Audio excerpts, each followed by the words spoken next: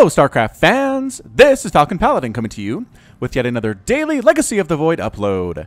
This is between Snake and Tang on Korhal Carnage Knockout. On the left side of the map, we have the blue Zerg player. It is Snake, representing Ever. And look, he won a tournament recently. It's a single elimination 3-round tournament held online in the StarCraft 2 client. You can sign up for them, and if you win, you will get one of these too. And on the right side of the map, we have the red Zerg player Tang, representing Team All Inspiration. So it's our weekly ZvZ that goes along with our weekly PvP and TvT. I haven't been keeping track of that very well lately, but hey, hopefully those of you who are a fan of mirror matchups have been happy with the frequency of those. All right, so a spawning pool first here by Tang, and scouting with the Overlord. I feel like Ever's going for, yeah, Snake is going for a hatch first play. And yeah, hatch first is not an auto loss here, and just because of the rush distance and just because of, you know, just the time it takes for the Lings to get over to your opponent's base. Whoa, did he just... Snake just went pool first here, but it's later. What are you doing, man? Did you change your mind on something? So he goes pool into extractor, but it's way later than Tang says, and he doesn't have an expansion. What is happening, Snake? Why are you taking so long to do this? Alright, I'm feeling bad for you, man, but there are 4 Lings on the way from Tang. He should be just fine. Snake should be able to handle this. His spawning pool will be up in about 20 seconds or so here. Meanwhile, the Ling's starting to poop on up here. Poop on up here? Pounce on up here? I don't know what I was thinking about. He's looking for something like a proxy hatch, which I guess is possible on this map. There's a big area over here to throw down a hatch, which is kind of fun when you think about it here. Drone, don't go on the creep. I guess you're dead anyway. Might as well go and scout. Yep, sees the spawning pool, sees the shimmer here that tells him that the spawning pool is going ahead and researching metabolic boost. Here come a lot of Lings from Tang. So it's going to be a 1-base play versus a 1-base play here. Immediate spine crawler coming up. This does take about not 300 seconds, but whatever that is, some time for it to come up. It's not an immediate thing, that's for sure. And an immediate Roach Warren too, so not getting any defensive Lings of his own is Snake, just waiting for Roaches, getting a Queen, getting a spine crawler, and hoping that will be enough here. So scouting up to see where his opponent could be. Again, this is a 4-player map, so if you don't scout them out early, you might send some units to the wrong places. There we go, splitting up his units well, checking to see exactly where he could be, and finally, by process of elimination, he knows his opponent is in this location. Run! Run, Queen, run. There are a couple Lings here for base defense. The Roach Warren is just about finished. Snake has enough for quite a few Roaches. And here we go. Immediately going to pop out Roaches. There we go. 1 Roach. 1. Here are the Lings. Nice spine crawler positioning, though. Nice Queen positioning. Just trying to pick off as many drones as they can. Here is Tang, and yes, getting a couple. Getting a couple drones. The Queen pops on out. Ooh, a little bit too scary there. Don't want to go too far. But man, look at this. Speedling push here from Tang. This is like something I used to do back in Heart of the Swarm, but then I lost a lot with it, so I stopped doing it. So let's see if Tang can have better use and better success with it here. He's also expanding behind it, which is excellent, as Snake is stuck on 1 base right now. He does have Roaches out, ready to go. I don't see any evidence of a Baneling nest coming from Tang, so he's going to go ahead and try to do this thing with Lings alone. Maybe just have map control with his Lings. If anybody moves on out, he can kill them fairly easily. Speaking of moving on out here, those guys are in a lot of trouble. This is a lot of Lings. They can get a nice surround here on these Roaches. They know it too. They're running. They're running for their lives. There's a surround. The Lings trying to defend 2. They die immediately. Tang, however, getting nice surround on 2 of the Roaches, killing them immediately. Another one dying too. These 2 trying to get back to the safety of that spine crawler and the Queen, and they managed to just barely make it. They just barely make it home. A really scary thing to see there. Another Roach pops on out. It's 33 to 36 total supply. 70 to 20 harvesters in favor of Tang, so not that high. Again, a lot of drones were spent, or a lot of larvae was spent on these early Lings. The only thing that Tang can hope to do here is hold on to this base, continue to drone up. He has double gas. I'm not sure what he's doing with that. I don't see any evidence of a lair yet, or really even a Roach Warren. Okay, there's a Roach Warren. It just now popped on up here. Snake says, I can't sit inside my base. I need to get out here. I need to start killing stuff. Is this enough Roaches to handle this many Lings? Okay, the Lings decide to sneak onto the backside anyway here, though. And, yep, there's a Queen here. There's a Spine Crawler going to run back. Good micro on display here by Snake. Stacking his drones very nicely. Spine Crawler should have some kills. 6 kills there. 2 kills by the Queen. There's a lot of dead Lings for Tang. But, again, he has effectively kept his opponent on 1 base for a while here. I think Snake really needs to expand as soon as he feels comfortable enough to do so. He's coming out to scout it out, to check it out, to see if it's safe to do that. And here come the Roaches, though. Is there anything back home for Tang? 8 Roaches in production for Tang, but they're not here quite yet. The Roaches want to get into the main base. Are they just going to hold the ramp? I think they're just going to hold the ramp.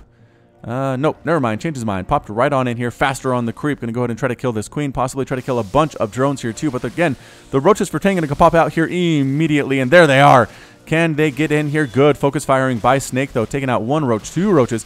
Oh, man, all the roaches that popped out are almost dead there. Another one dying. Snake really having the roach advantage.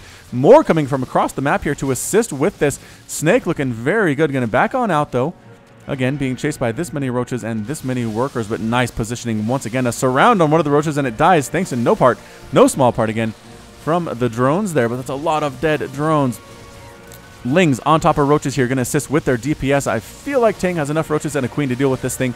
It is very close, but Snake's going to retreat anyway. Snake says, all right, time to back the heck on out. I don't want any more to do with this one. Ravager in production by Tang here with the +1 missile attack coming up for Snake. So are we still one base in it, Snake? Did you not expand behind that? Seriously?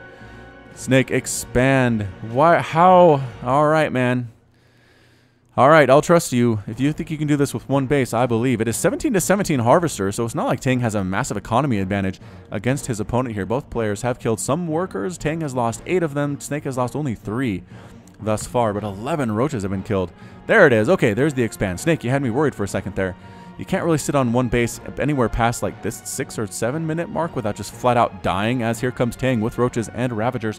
It is 17-17 Harvesters. Nobody feels very safe about pushing out here, or about droning up here, and probably for good reason, as they both have fairly good-sized roach armies here. This reminds me of the early stages of StarCraft 1, back when it really came down to early micro with shuttles and reavers and dragoons and marines and things like that. And don't get trapped, Snake. Don't get trapped here. Oh, he's gonna get trapped here. All right, here we go. Crossobows tossed on down there. Ravagers with their extra range doing very well against these roaches. The roaches in the front tanking for Snake, but slowly starting to whittle down here again. Defensive Lings, defender's advantage, greatly benefiting Tang right now. Snake going to lose all 3 of these Ravagers. Going to try to kill what he can. Can he take another unit with him? No. Spine Crawler for Snake has walked all the way across the map. All the way across the map to try to go ahead and burrow right here. And he's going to go ahead and actually maybe get down. No, drones pulled off the line to deal with it too. And the Spine Crawler gets exploded before it can finish. Aw, so sad. So sad there. But man, the Carnage so far here on Korhal, Carnage has been insane. Are we going to lose another queen too? Might as well get it. Snake, go for the queen. Get the queen. Oh, it got onto creep and it managed to escape. Chase it down. Chase it down.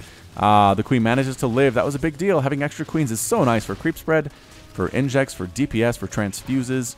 Queens are great for base defense, but more roaches popping on out here. Holy shamoly. Never wants to end. APM for these players is well over 200 on average for this game. You can definitely see that in how this is working here.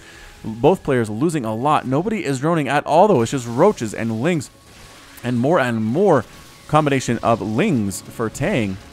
And yeah, going to get a nice surround. Once again, the lings aren't super good against roaches, but if they can surround them and there's somebody else actually doing a lot of damage from the outside, like a roach against a roach, it can work out fairly well for the Zerg player who goes for those lings. Man, this queen's super dead. Transfuse! Clutch transfuse there. Oh, might just die immediately anyway. Be so careful, queen. Again, lings popping on in here. Ravagers getting shots off at the same time. But no, I think Tang has this one. The queen's stabbing away, but no. I don't know. This is too close to call, ladies and gents. In production are nothing, again, but roaches and lings. We've been sitting on 17 workers for a long time right now. That's because nobody feels safe enough to drone up. So scary. This is such a wide open area. You can't necessarily wall it off. Roach is popping out at just the last second for Tang.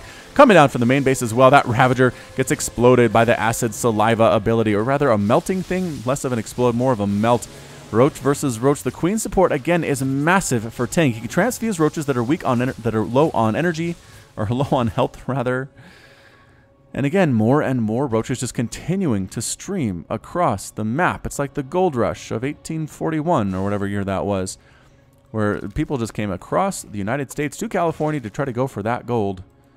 Actually, I heard an interesting story about that the other day. Somebody was saying they grew up in California, and they were taught that the gold rush, that the rumors of gold in California were mostly started by one dude.